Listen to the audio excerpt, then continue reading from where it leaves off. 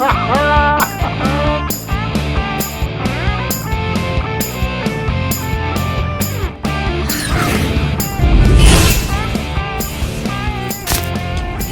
how about that for a nostalgic opening? The old intro, the Bushra on Blitz, jumping over things, landing on stuff intro from many, many moons ago. I'm Bushra on Blitz. Whoever you are, wherever you are, whatever you're doing, and whoever you're lucky enough to be doing it too, I hope you're listening to me while you do it. For those of you who are wondering, this is a patron-sponsored post. If you'd ever consider sponsoring the channel, that's how I make the wheels of justice go round, pay the mortgage, keep the lights on, and send Junior to school. So have a good hard think about it. Anyway, onwards and upwards. This is the Super Pershing. Now, I get asked all kinds of funny old questions, and one of the most common ones outside of what's better, a T62A or an Object 140, is what premium should I buy? And generally it's people saying, oh, I'm not sure whether I should get the IS6 or the Lerva, or should I buy an IS6, or can I get an IS3 Defender? It's always about the IS6. And I want to have a little chat. There's a few unsung heroes in the game in terms of premium tanks at tier 8. The Lerva is fantastic. It is brilliant. It is the Bank of Germany. It's got a 190% credit coefficient, which means for every point of damage you do, you get 190% more credits in return. For every point of experience, or whatever it is, you earn money at a rate of 190%, whereas a normal tank would be lucky to earn money at 100%. A lot of the Tier X tanks don't go anywhere near that. No one really talks about this one. Now, the Super Pershing is very hard done by in this regard, because I don't know if you guys realise this, but while the Lerva is a machine of justice dropping credits all over, the Super Pershing has exactly the same credit coefficient in the current incarnation of the game. That's 190%. Your pesky old IS6 has a 180% credit coefficient.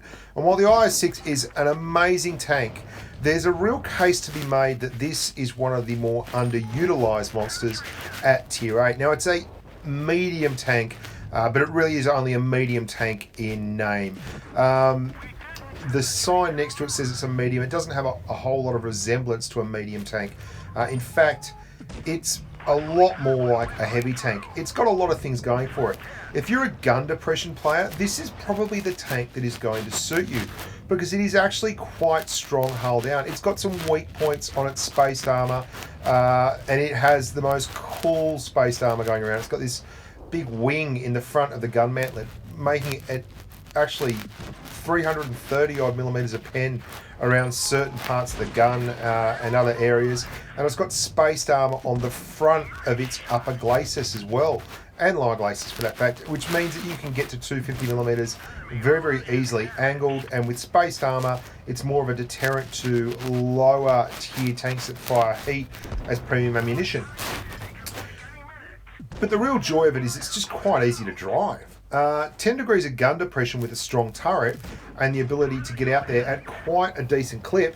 It's pretty towy for a big tank that, let's face it, is more heavy than medium.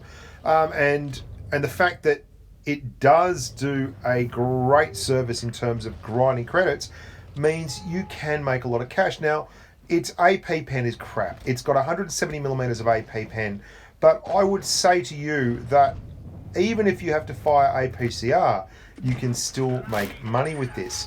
And the AP costs you, I think it's about 500 credits a round, so it costs you next to nothing.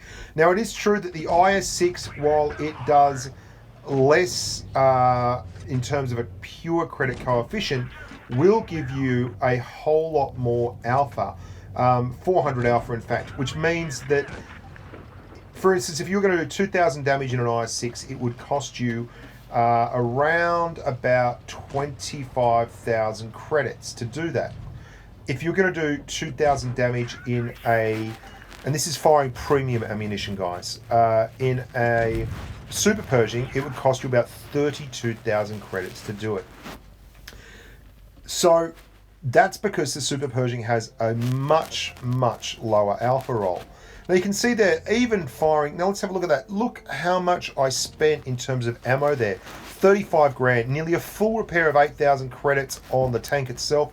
and we still walked away with 50k in a tier 9 game. So what I thought I'd do was run a game where I basically just smash Pramo at the enemy and fire so much Pramo and don't do a whole lot of damage, just do enough, and we'll have a look and show you just exactly how effective the tank is at earning money.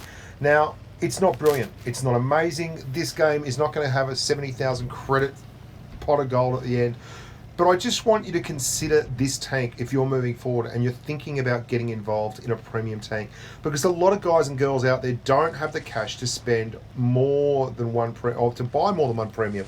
A lot of people, especially I met a lot of people in New York who are younger players in the game, and they struggle to make ends meet. And when they do get a premium tank, it's generally as a present from their parents, or they earn it, and mum and dad will put that on the credit card or whatever. It can be a hard thing to do. And you don't want to stuff it up. You don't want to stuff it up at all. So I'm going to run through a few things with this tank. Great armor. The armor profile is very, very trollish. A lot of people don't see a lot of them in games, so they don't know where to hit them. There are weak spots above the gun mantlet, and just to the sides is a little bit weaker. But if you are facing people that are firing nothing but heat, high explosive anti-tank into the spaced armor, well, they'll be wasting credits hand over fist, because you have a whole lot of spaced armor around the gun mantlet. Secondly, 10 degrees of gun depression means you'll have a very, very easy time of it getting shots off. A lot of people struggle in the IS-6 and the like because the tank is simply very, very difficult to use hull down. It doesn't have 10 degrees of gun depression. It's not horrible. It's not IS-8 like. You're not talking about 5 degrees and 3 degrees and 4 degrees. But still, it's an easier thing to do if you have gun depression. Thirdly, the mobility is pretty bloody sweet. For a heavy tank, or it is a medium. I mean, it's really not a medium, but we're going to call it a medium. For a medium tank, the mobility is rubbish. For a heavy tank, the mobility is really good. And you couple that with the gun depression, the spaced armor, it actually is a fierce little brawler. If you can get these things out towards medium town, or run it with another medium, you're going to do really well, because it's not something you want to run into when you're in a very lightly armored tank. It can rotate fast enough on its axis, it can traverse well enough on its axis to actually keep mediums and lights in front of it, and it doesn't need to use APCR generally versing tier 8, same tier mediums and light tanks, which means you can earn a lot of money. And I guess that's the whole point of being here. Now, we're going to take a lot of damage, we're going to need just about a full roll, and we're going to use a huge amount of APCR. And what that's going to do for us is mean we should earn next to no money at all. And that's interesting, because this is the tank with the big, big credit coefficient. And you can see we're in a terrible spot here, so we choose the least hurtful of our options, which is over here, and start pumping the Borsig.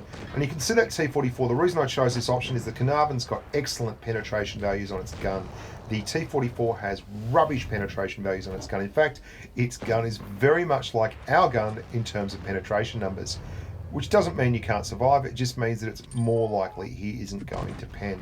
That was a very silly shot, Bushka, and we're getting smashed. But that's not the point of this exercise.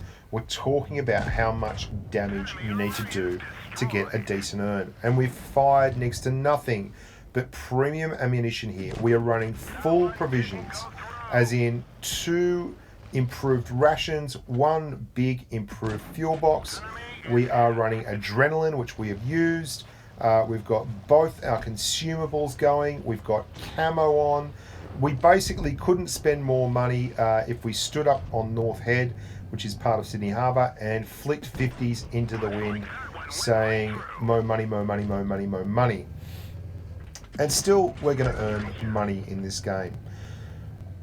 So if you like gun depression, if you like fairly mobile tanks, if your game is not predicated on being a big, nasty bully, like you're probably going to have to be in an IS-6, this may well be the tank for you. You can snipe a little bit at the back if you're not that good a player, which an IS-6 is bloody terrible at. And look at that there, 2,000 damage is all we did. We did a little bit of spawning damage, fired 13 shots, spent a cubic buttload in actual ammo. Now let's have a look at the ammunition here. And this will tell a tale for us. There we go. Nearly 7,000 in vehicle repairs. Now I've got a bit of a credit there from Clan Supply, but I want you to realise that these premium vehicles are very cheap to repair. If that was an RU-251 or one of those light tanks, it would cost you a packet. Ammunition resupply, 53,000 credits. Now this is all with premium. Without premium, it's going to cost you more, and you won't spam promo like that. But we weren't even trying to switch out of APCR there. 53,000 credits. Cost us 6,000 credits in consumables. Now that's with a clan discount and with premium, so a lot of money there again. Provisions, 12 grand basically, even with a clan discount, and camo another 2,250. So even after all of that, we still got nearly 30,000 credits with a premium account. And I'd like to point out that we earned 108,000 credits with premium, running it with absolutely everything. And I mean, you wouldn't have had to fire that many APCR rounds, guys. You could easily earn 50 to 60,000 credits for a 2,000 damage game. Skip your consumables, skip so much APCR, and just go with basic provisions, and you would be up there all day long. So I want you to consider the Super Pershing. If you're looking for a really good credit coefficient tank, if you're looking for a tank to earn that does very, very well in all kinds of terrain, in all kinds of weather, then this is the tank for you. Anyway, as always, this is a premium sponsored post. Thanks very much for listening in. I'm still rolling big on holidays with the family. I've got Junior Bushka here, who is demanding I get ready because we're going to go down to the surf club at Noosa and grab a feed. Say hello, mate. Hi. What'd you do today? Went to the beach for 6 hours and got sunburnt. Okay, Which wasn't fun. and how many of those hours was I in the water pushing you around? Half a minute. You're such a liar. There you go, Junior Bushka. The world's against me. I'm Bushka Blitz. Look after your families and... Bushka Junior sucks. No, and stay safe. And stay safe on the battlefield. Rock and roll, guys.